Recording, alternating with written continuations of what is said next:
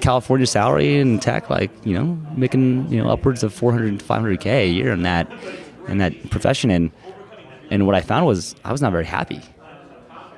I was trading my time for money, right? And really what the most important assets that we all have in life are our time and our energy. I don't think a lot of people talk about time, but not a lot of people talk about energy. And I know growing up, my dad was a badass, right? And super smart guy.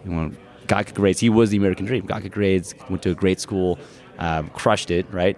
And but I think a lot of it was he was never always there to always spend his time and energy with me, right? So and I mean energy-wise by being present. I think we've all had those jobs where we work so hard during the day that at nighttime we're so drained that all we can do is lay on the couch and watch Netflix, watch Tiger King, right? Hey, it's Rocky. Welcome to Rich Your Soul. Today's guest is Calvin Chin, who walked away from a dream job because he no longer loved it.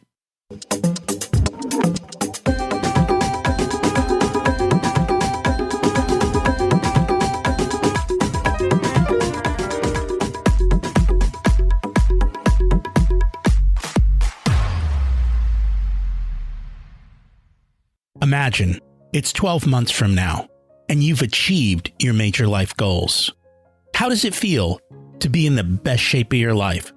To wake up energized, excited about the day?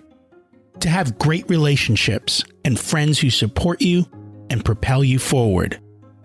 How does it feel to have an excess of money, to be able to make the choices you want? To be fearless and open to trying new adventures? Imagine being connected to the universe and it providing everything you desire. It's possible over time, and your past does not dictate your future. The only thing holding you back from this vision is you. It's time to take control of our thoughts and use them to our advantage. Welcome to Rich Your Soul, where we achieve our dreams and create harmony to health, wealth, relationships, time, and spirituality. If you have not had a chance to listen to episodes 1 through 9, I encourage you to go back and listen to the framework behind Rich Your Soul and how to create the life of your dreams. You can also find all the show notes for this episode at richyoursoul.com. As always, we like to start with a quote, and today's is from Annie Dillard. How we spend our days is, of course, how we spend our lives. Our guest is going to share how he spent his days and how he changed it so he could enjoy life. This is another one in our series recorded live at GoBundance in Park City, Utah. GoBundance is all about living the tenets we've talked about on Rich Your Soul. And now you get to meet people living this life. They vary in age and success, but each of them has found their path to their ultimate life. They'll share how they did that and the lessons learned along the way. I hope they inspire you to find your tribe and take action to live your ultimate life. The bonus episodes are coming out on Thursdays each week and have the GB in front of them, so it's easy for you to know how they are different than our regular episodes. This entire series is brought to you by the Profit Answer Man podcast, where we help business owners ensure that they are always profitable and growing and can afford the life of their dreams. If you're a business owner, check it out. Our guest today has a great backstory of how he walked away from a 6-figure dream job at Oracle because he didn't love what he was doing, and he shares what he learned along the way through his personal development. Calvin Chin got into real estate to find a path to buy back his time and energy. Over a 5-year period, he was able to go from grinding it out in a 9-to-5 corporate job to having financial freedom to choose to be a full-time real estate investor, and has built a portfolio of 80 units in just over 5 years. He's scaled from owning single-family houses to flipping to Airbnbs to moving money through buy, renovate, rent, refinance, repeat methods to small family, multifamily homes, and now apartment commercial projects. That's a lot. He believes in helping people create wealth, getting time and energy back so they can give that knowledge back to their community. He's excited to share his journey with us. Let's meet Calvin. Welcome to Rich Your Soul, Calvin Chin. It's great to have you join us today. I appreciate you having me. and I'm excited to learn from you today. We always like to start at the beginning. What was it like when you were growing up, and how much did your family and school teach you about money?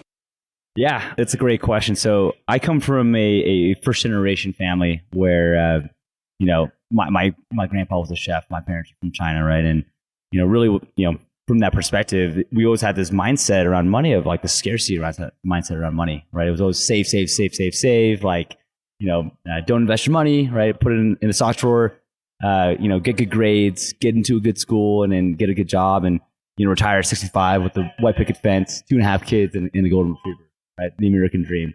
So that's always what I thought that, life was all about was, hey, let me get good grades, let me try to get into good school, and let me get a good corporate job. And that's the path I tried to follow. I wouldn't say I was the smartest student out there, but got good enough grades to go to college and got a good job in tech after that. And I think that's where, my life really changed a lot, was when I got into my first tech job, just really understanding like, wow, is this really what I want in life, right? Like, it's good. I was making good money, as you do in tech, but I was working at a company called Oracle. I'm sure you've heard of that before, big company.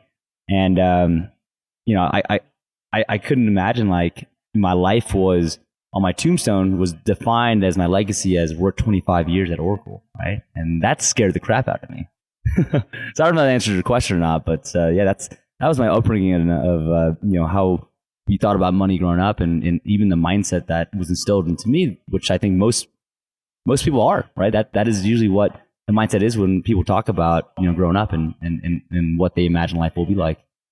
Did school teach you anything about money? Not just how to spend it, just how to spend it on materialistic stuff. That's about it, man. That's usually the case. So what was it that, you're sitting here, you don't want Oracle on your tombstone for 25 years. Like, it's kind of a dream job in the sense that people wish they could go work for Oracle, but yet you're sitting here going, no, what was that all about? Yeah, because I think a lot of it was, I think we're so trained growing up that like you got to have these things that society tells you. Right? They have to have the high-paying corporate job, right? You have to have the nice house. You have to have all that stuff. And we were making a lot of money, man. I was California salary in tech, like making upwards of 400 to 500K a year in that profession.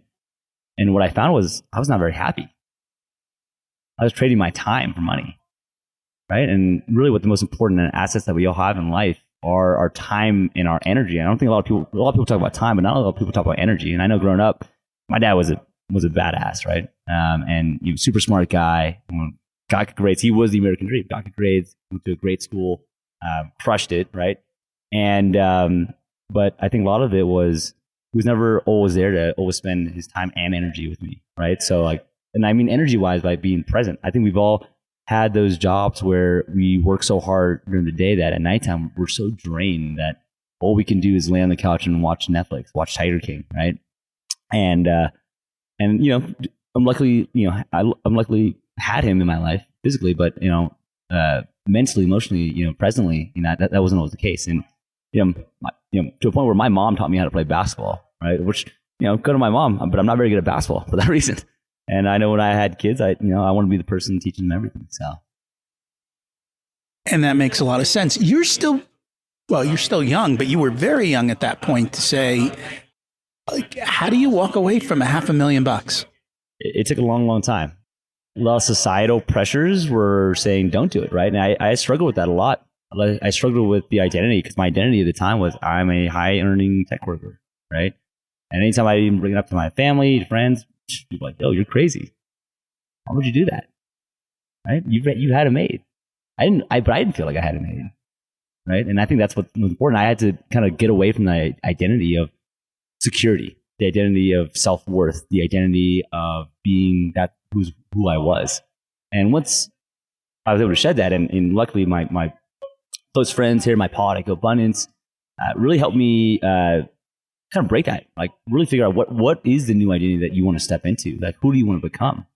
And once I kind of figured out that next step, actually, I was able to feel more secure about living, right? And my theme in my life really is a term I say a lot, is be comfortable being uncomfortable, right? Because when you're uncomfortable, that's when the most growth happens. So that begs the question, who do you want to become? I love that. I kind of set myself up for that one. So my identity and the things that are going to get me to who I want to become. I say an acronym every day, affirmations, if you will, every day in the shower, right? You can ask my wife about it. It's the acronym of VALVE, right? And VALVE stands for, I want to be a value creator, an action taker, a leader, a visionary, and an entrepreneur, right? And those are the 5 things. And I kind of use it as like a what would Jesus do bracelet, right? You wear the what would Jesus do bracelet, you always kind of look at it and what would Jesus do, right? I use that same acronym VALVE for anything I do, right? So if I'm, on the couch watching Netflix, eating Cheetos, I'd ask myself, hey, is this what a value creator or an action taker would do? And if not, then I'm like, you know what, come on, get your butt up and let's go do it. Let's go do what that person would be, because that's who I want to become. So, that's how I have to live every day. And so I've been listening to a lot lately on subconscious mind, conscious mind.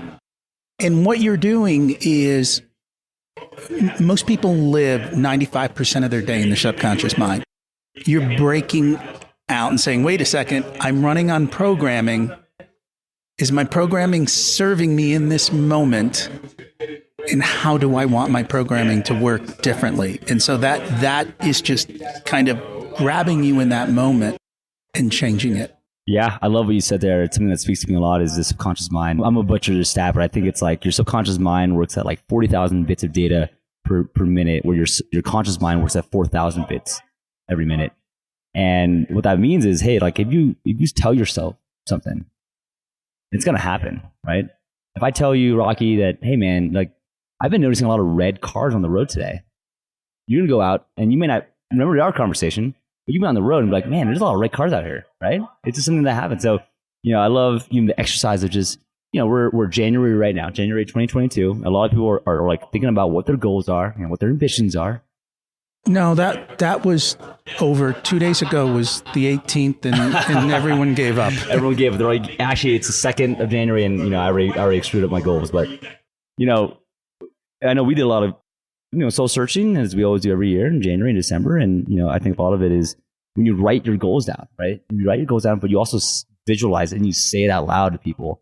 The more likely it's going to happen, right? Because you're tricking your subconscious mind to say, hey, like I'm looking out for that, right? And I remember the first time we did an apartment complex deal. Right? I've been doing residential deals my whole life, and I was always scared to kind of take that next jump. I don't know why, but I told myself a few years ago, hey, I'm going to get into apartment complexes, and subconsciously, like an opportunity presented itself that usually probably the years before I would just ignore it or go over my head. But like you mentioned, like because my subconscious mind was thinking about it, I was like, what, this is exactly what I actually want. Actually, this is perfect.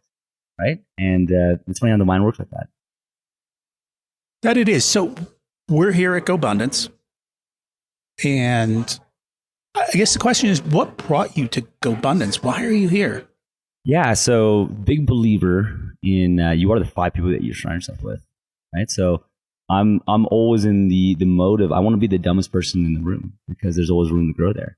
Right. There's always challenging there. If you're the smartest person in the room, you're in the wrong room.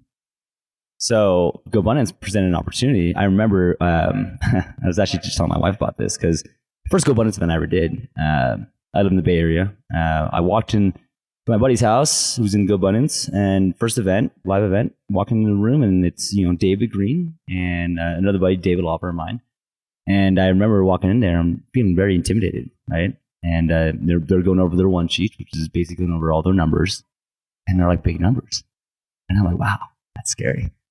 Right. And I'm like, I joined when I was like 26 or 27. I was young. Right. And these guys are all established guys. I've been doing this for many, many years. And I remember like thinking to myself, man, like I'm the littlest guy in this room. Right. Fast forward, I've been going for 3 years now. Fast forward now to current day. We actually went to that same person's house in December doing some goal setting in an ice plunge. And I remember like, man, like I'm at the same numbers that David were talking about when I first got here. And that was like really, really good feeling. Not to say like, hey, this is like me trying to be like, look at me and cocky, but it's more like, man, like what can you do in 3 years, 2.5, 3 years? Right? A lot. especially if you surround yourself with the right people, right, that are thinking the same way that you are, like-mindedness. So, I think, to answer your question long-windedly, like what brought me to GoBundance was, you're able to surround yourself with people that are thinking at a higher level or at the same level as you are, right? And you're thinking about ideas, right? You're not talking about fantasy football all the time. You're thinking about, like, hey, like how can we change the world, right? And I think that to me is value of the gentlemen that are in this group. And that makes a ton of sense. That you pick in a sense, you pick your 5 people, or you pick the right group of 5 people that you can work with. So that kind of begs a question of what is your secret to living an abundant life? Secret, man. I wish there was a one size fits all secret, but I think it's just understanding what your purpose is, right? And I'll tell you, I guess, my full story here. I think I left off of, we were, I was at Oracle, right? And that's what I thought my life would be.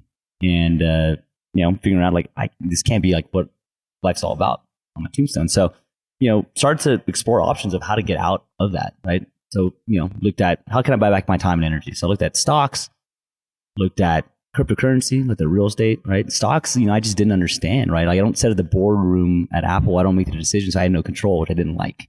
Cryptocurrency, I still don't know what a Dogecoin is or a Shiba coin is, So, that was out for me. And real estate to me was something that was tangible, was physical. I can actually touch it. It's been around since knights and lords were around, where, lords were just landlords for the kings. And I was like, all right, that makes sense to me, right? So started looking at all that and getting myself educated, podcasts, books, all that stuff. And, to be completely vulnerable, was still struggling with self-confidence about it, right? It was still like, I don't know what I'm doing. Everyone has fear about it. So try to take the easy way out. Actually, I tried to find another investor just to give my money to. And that's what I did. We found a flipper in San Francisco and gave her $100,000, me and my wife. And, we went to the closing table, trying to make our measly profits of like $2,000 to $3,000. And when we went to the closing table, she was like, actually, I moved the money into a Reno development project without asking us, right? And that was 6 years ago. And we haven't seen the money since, and we haven't talked to her since, right? So it was a really big way to start into real estate for sure, of like getting your butt handed to you. And it was a crappy situation, right? And we really could have taken it 2 ways, right? We could have said, man, like, one, like, real estate sucks. Like, there are a lot of sharks out here. I never want to do it. Or 2, like, the situation sucks, but what are the learning lessons there that we learned? And that's what we did. I'm so grateful 6 years later that I can reflect back on that moment and say, that was actually one of the best things that ever happened to me, right? So continue on, like, recover from that, and we did our own deals. Obviously, you can imagine we had a little trust issues at that point. Did our own deals, so bought an investment property in Dallas, right? Made some mistakes, right? Did a second deal, didn't make the same mistakes. Did a third deal, did a fourth deal, a fifth deal. Made different mistakes, but always learned from each one of them, right? And gained enough confidence, gained enough, empowerment to say, let's do BRRRRs, let's do Airbnbs, let's do apartment complexes, right? To scale up, we are at 167 doors right now. But really, I think the moment to kind of get to your point about, how do you live abundantly was, so in 2019, I think a lot of people's goals in real estate, at least, are, if I have 10K a month of passive income coming in, I'll be set, right? And back then, that was also my goal, right? I was like, all right, I'm achievement focused. I want to get to that level, right? I was really just looking at the numbers. And in 2019, we hit that. And my expectations of when we hit that monthly net passive income, right, that everyone always dreams of, is, that the angels would, the clouds would part, the angels would come down, and there'd be a harp playing, and they'd be like, good job, Calvin, like, you did it. You should be happy and you're successful, blah, blah, blah, right? And guess what happened, Rocky? Nothing, man. Nothing happened, dude. Days are the same, man. Every day was the same, and nothing happened. And, I went into this, 3 months depression of being comfortable, being complacent, like being on the couch eating Cheetos. And it was really humbling. And what got me out of it was actually this book called The Second Mountain, right? Where the first mountain states that, hey, like, basically everyone's trying to climb, get their financial picture right, their family life right, their fitness, their faith, their philanthropy. But then when you get there, you can see over to the second mountain peak. And that second mountain peak is about legacy. It's about impact on this world. And that got me excited again, right? Like, I think what I was missing that impact piece. I was just so focused on me, achievement, first mountain stuff. But I didn't have that second mountain stuff, right? I didn't have a podcast to give information away for free, right? I didn't have all that stuff. And so what we did was me and my wife, we talked about it. We're like, hey, you know what? This real estate thing's been pretty good to us. What if we help people learn how to invest in real estate so that they can create passive income for themselves and they can become financially free? And then that by being financially free, they can make an impact on their community and their family and make generational wealth and all that stuff. And so that's what we did. We created a community, a mastermind as well, where we help people do that. And so I guess to answer your question super long-windedly there, Rocky, is how do we live more abundantly was just understanding what the purpose in life was, right? That second mountain, right? The purpose isn't about just making money, right? And just being a higher achiever, right? Where really what it is like that second mountain. How can I create an impact in someone else's life? How can I leave this place in a better place? How can I leave a legacy for my kids, my family, generational wealth of knowledge, not just assets? So I hope that answers your question. It does. We have that tagline. You got rich, now what? Money's not going to solve your problems. It's not going to make you happy. And then you get the choice of saying, I followed what I was supposed to do. I went to college. I got a good job. I made all this money. Now what? And that kind of brings you to the second half to say, what do I really want to do in this life? How do I want to serve? What lights me up in the morning, makes me excited, makes me want to continue to go out and do that? And I don't know how many people find their second mountain. And I don't know how, I think I see a lot of people, especially the older you get, the harder it is to walk away. Golden handcuffs, right? Golden handcuffs. And golden handcuffs come in two ways. Golden handcuffs come from the company, and golden handcuffs come from the lifestyle you get accustomed to, and you've got kids and private school and card payments, and you're like, how am I supposed to not do all of this? How do I walk away from this life? And I think a lot of people really struggle to let go of that. There's so much fear of doing that. But there's the book, The Second Mountain, and that is it. It's go find what you want. And when you start climbing that mountain, life is a lot more fun. Yeah, absolutely. It's way more fulfilling. I mean, it's the tale as old as time. Money doesn't buy happiness. Right? That's a limiting belief in myself too. It's like you think that money does, when you get there, it's empty, right? It's still empty. And I can tell you right now, the best experience that I've ever felt was, we had a retreat, one of our retreats probably last year at this point. And one of our members came up to me, grown man, right? In tears.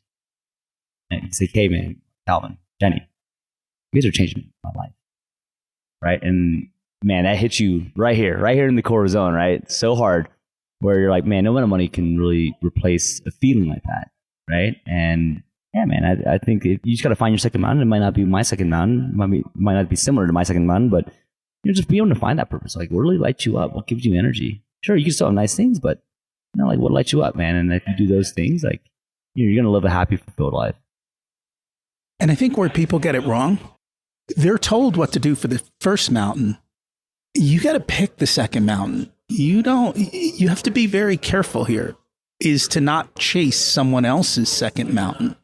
Because I think a lot of people do that. They go, oh, that guy, he's got it all made. I want to do what he does now, instead of doing what truly makes sense for you. And that takes time. Yeah, 100%. I mean, I like that there's a lot of examples out there. I look at everyone, all these people that are mentors for me, and I say, hey, they're examples. And I'm like, you're not trying to copy them exactly, but hey, that's inspiration to say, that's what something could look like. Right? But is that something that I want? Right? And I think that's the question you're asking, Rocky. Is that the same thing that I truly want, or is that what society thinks is cool? Again, right? It's kind of going back to that old trap.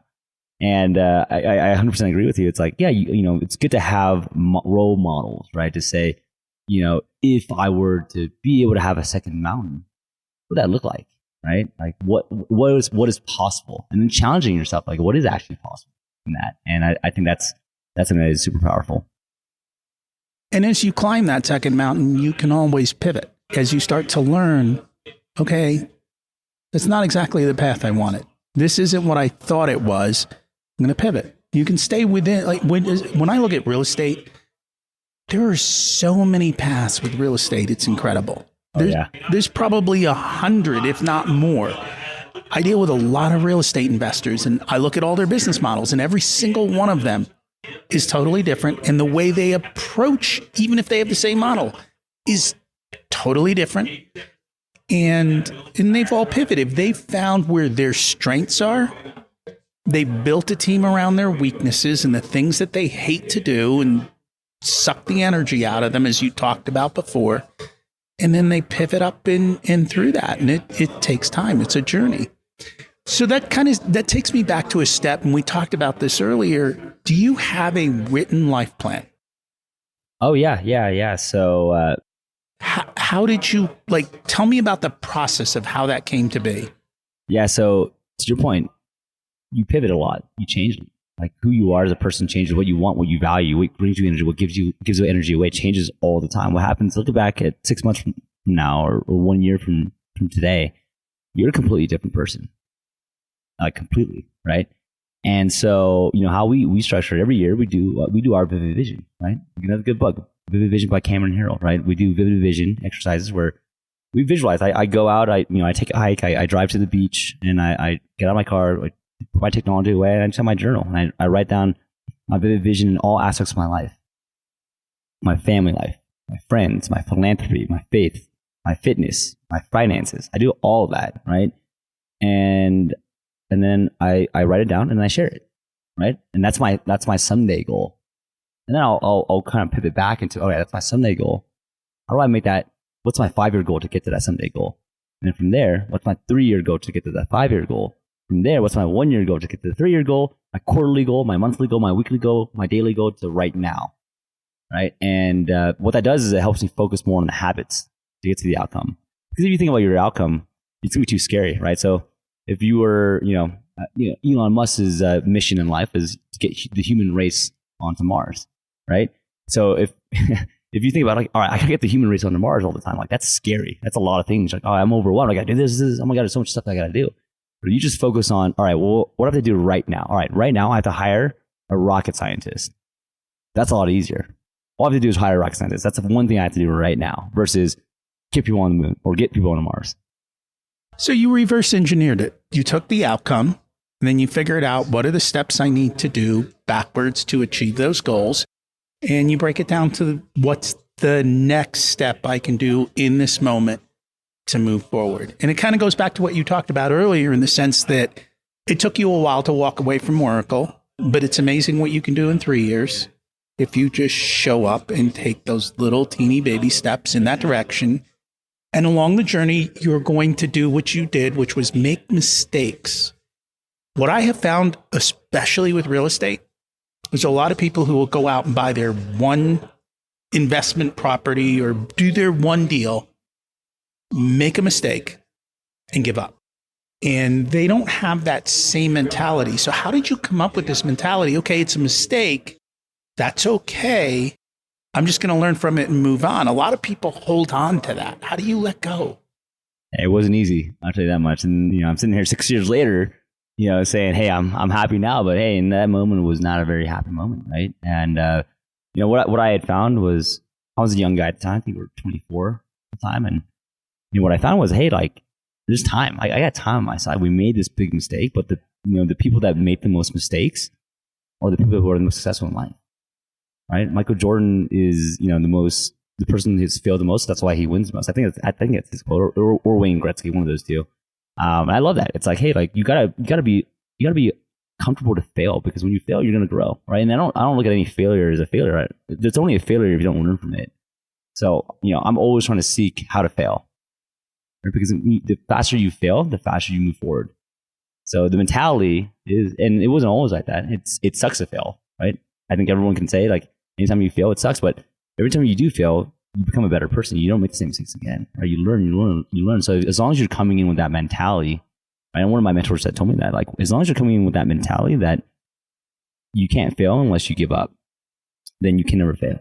That's been my mindset, and it's worked so far. I think a lot of people struggle with that. Just that whole getting back up, getting back on the horse, and being okay with that. It's the struggle. It's not easy, for sure. It's not easy, but it's all perspective. One person says, man, this is happening to me. And the other person says, why did this happen for me? questions that you ask yourself? Tony Robbins says that a lot. What are the questions you ask yourself, right? You ask yourself better questions, you're going to get better answers. So it's tough to change your mentality on that, but if you can change your mentality, you're going to be a lot happier. Have you been to a Tony event? Oh, absolutely. Yeah. I've been to a few myself. What have you done and how did it help you? Yeah, so we did UPW. We're in Business Mastery now. We're looking to sign up for Platinum Partnership this year. So the first time we went was actually interesting. Me and my wife went, and it's kind of back to your original point where society, right? Society thinks of crazy stuff, right? Like you do stuff that's out of the norm, and you think you're crazy, right? So I remember we went to Tony Robbins, and I taking work off the time, and people were like, "Why are you going to that cult? You going to that cult thing, right?" And I was like, no, he's like a motivation story. No, he's a cult guy, right? And then you walk in and, he's doing the energy thing. You got Kinergy up there. He's like, he's doing his Tony thing, right? Getting people riled up. And you're like, oh, is this a cult, right? But a lot of people judge me. A lot of people judge me for like doing that, right? And, it didn't feel great for sure. Like, oh, you should be coming out to, this party, or you should be out to this bar. Instead, I'm spending my weekend at a Tony Robbins event where we're rocking on freaking coals, right? But I love that. And one of the things I got out of it, and I've kind of borrowed for even my own community is, like when you do walk on fire, right? Or you walk on hot coals, right? You are doing something that you never thought you could do, or you're breaking the barriers of your own living beliefs.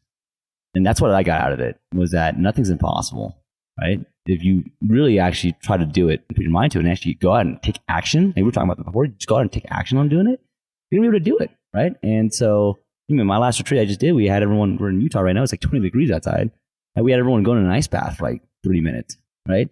You would think that you're crazy. Why would you do that? Why would you go in an ice bath in freezing water already in the mountain? But you do it because you're testing your own belief in yourself, right? Like you go and saying, I can't do that. And you go do it, and you're like, I can do anything. I could walk on fire. I can be in an ice bath for 2-3 minutes in freezing cold water. Can I buy real estate? Yeah, absolutely. Right, that's easy compared to that. Have you followed any of what Wim Hof does? Yep. That's what he'd laugh at you. He goes, 3 minutes, you're a sissy. Well, for someone that's never done it before, it's a lot. So, meanwhile, we'd probably do it once a quarter. But for all of our members, it's the first time ever doing it. And Wim Hof, he'd be like, 2 minutes, man. I'd be underwater for 2 minutes in an ice bath, But he was inspiration for that idea as well, Wim Hof. It's funny how, as I talk to people, especially those who are highly successful that like to give back, they all have many of the same experiences, many of the different crossing points in similarity. And one of the things that does come up, and if you want to be extraordinary, you have to walk away from the pack and understand that the pack is going to bite you on the way out. And you have to have the courage to just keep going, because they want you to conform to their ideals and kind of hold everybody back, which is a shame. It'd be amazing if we created systems in schools that actually pushed you out instead of pulled you in.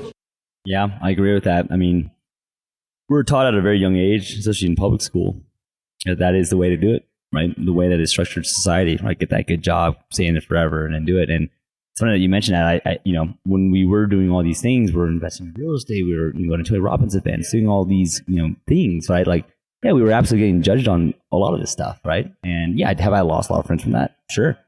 And, but it's funny now that I'm older and I've proved out the system. Guess who's calling me and hitting me up all the time? Those old friends that were giving me slack, right? They're just, it's kind of more of a projection of fear. Like, oh, I can't do that. I can't do that. I can do that. So you can't do it either. And then you prove it out. You're like, oh, they can do it. All right, how do I do it? Right? It changes completely. Part of it is they want to stay in their comfort zone. And if you get out, if you're doing it and they're not, that creates an issue, right? Because now they have to look in the mirror and say, oh, it's me. I'm the problem. And that is very hard to do. Yeah, and it's uncomfortable, right? But like I said, my tagline, like, gotta be comfortable being uncomfortable, right? So you kind of follow those principles, and yeah, like does it feel good to get away from the pack? It doesn't at all. But once you see what the end road is, it's like, okay, well, that's why I did it, right? Because we're always future thinking. It's not always about going to the bars all the time, right, and going out for drinks. Sometimes it's about, all right, how can we become better people in general, and then but being better people, how can we give back more? And that's not a question that's normally asked.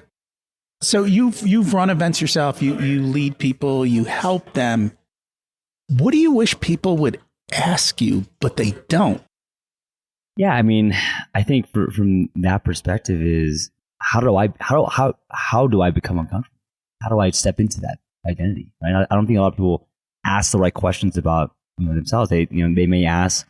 It's almost like the first layer of questions. Like they say, how do I become? They say, how do I buy investment property? I mean, that's a lot of question I get. How do I buy investment property? Right. But the second tier question is well, how do I become financially free? Right. But then there's a layer even deeper than that. Right. How can I help 1,000 people become financially free? Right. So that the world can be a better place and they can make an impact and spend time and energy with the people they want to. And that's a better question. That's the best question. Right. So it's like, instead of the first line question, the basic question everyone asks, oh, how do I make money? How do I do this? How do I do it? Right? Ask 3 layers deeper. You're going to get a better answer that way. And it's one of the reasons that I do what I do. And I think people don't realize this. If everyone has money, wealth, and time, they no longer depend on government for their solutions. They go out, they solve problems, and they make the world a better place. They fix the things they don't like, and they make everything better. And I think too often we deal with the whole rich people are evil. And the reality is, are there some rich evil people? Absolutely. No, there's a bunch of poor evil people too. So it's not the money, it's the core beliefs. How do you create more people who are abundant so that more people see that there are other paths and have that ability to do it? Because I think we're at a point in time in history where there has not been more opportunity for anyone on the planet than there is today. And so speaking of that, it's funny. So you're from China. Parents, yeah. Parents are, right? When we were growing up, I'm a bit older than you, we were told, eat the food on your plate because there's a kid starving in China. Well, my kids, I never said that to him. I said, study hard because there's a kid in China studying hard. He's going to take your wealth because you're lazy. That is hilarious. And so I think that's the bigger thing in today's world. The rest of the world has great opportunity. And as you start going to these events, like you go to a Tony event and you look around the room, they aren't Americans sitting in the seat. It's international. Yeah. These people are coming here, spending a fortune and improving the rest of the world. And I tell people here, I think we've become too complacent. And if you aren't pushing forward or you're relying on the old methods of how you do things, you're screwed.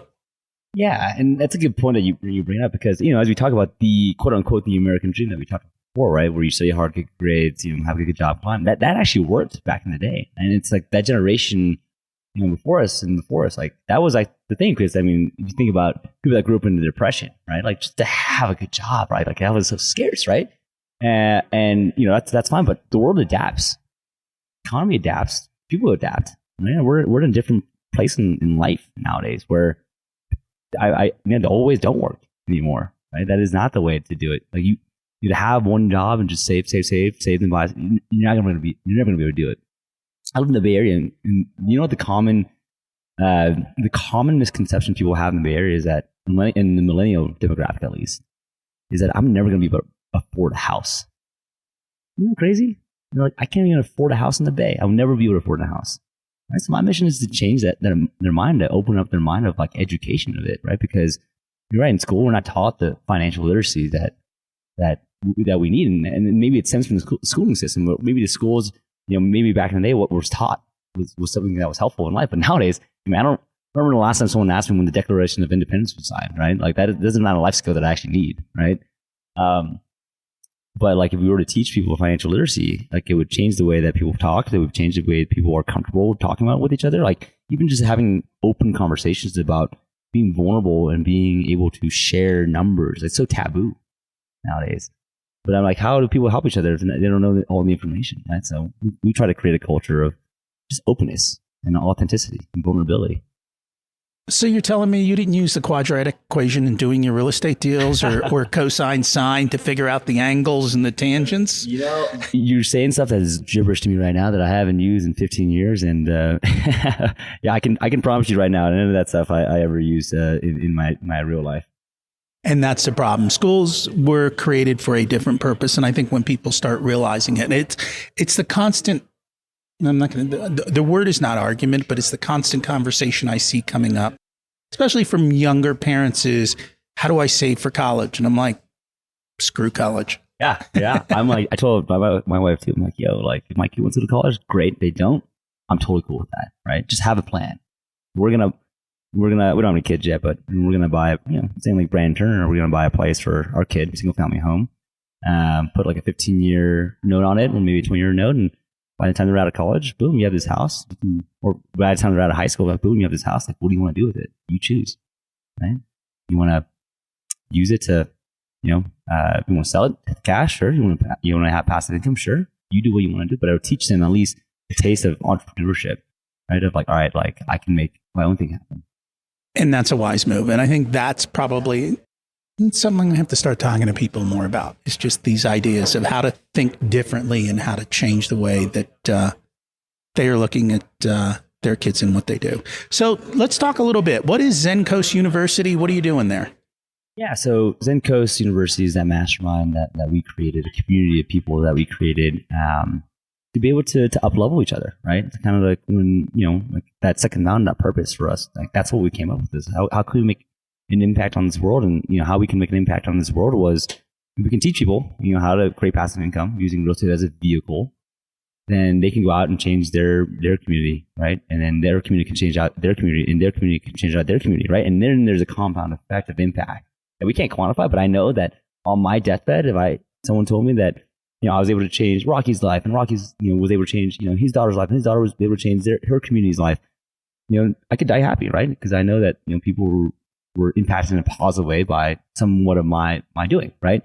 And so what Zen Coast University is just that, right? It's a community of like-minded people that are looking to use real estate as a vehicle to invest in passive income so that they can buy their time and energy back and then give back, right? That's the thing I think that's different is that then give back. A lot of people will say, come join my course, right? I'll teach you how to invest in real estate. Then you can buy that Lamborghini that you always wanted. Well, screw that, man. Lamborghinis, you'd be happy for 3 months, and then I promise you'd be sad, right? Just like anyone that buys a boat, right? But here's this, what if you could do that, right? Get the passive income, live a life where you have your time and energy back, and be able to give back to someone else. We had a retreat this last weekend, and one of my members there, oh man, his purpose in life is to open. So his mom is from Jamaica, right?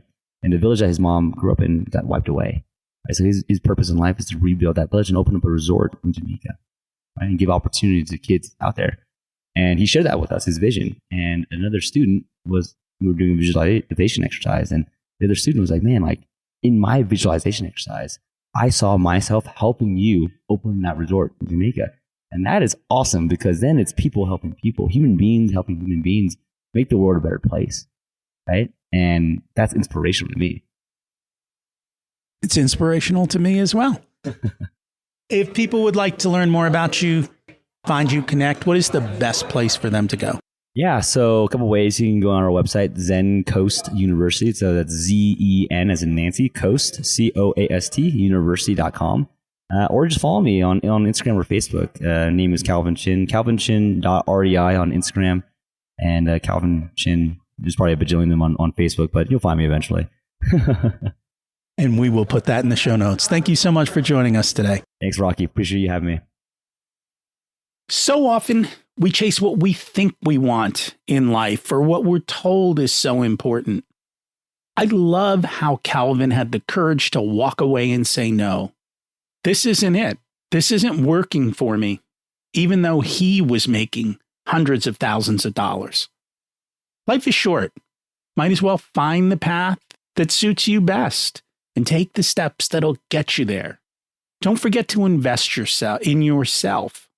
Your real education begins after your school commencement.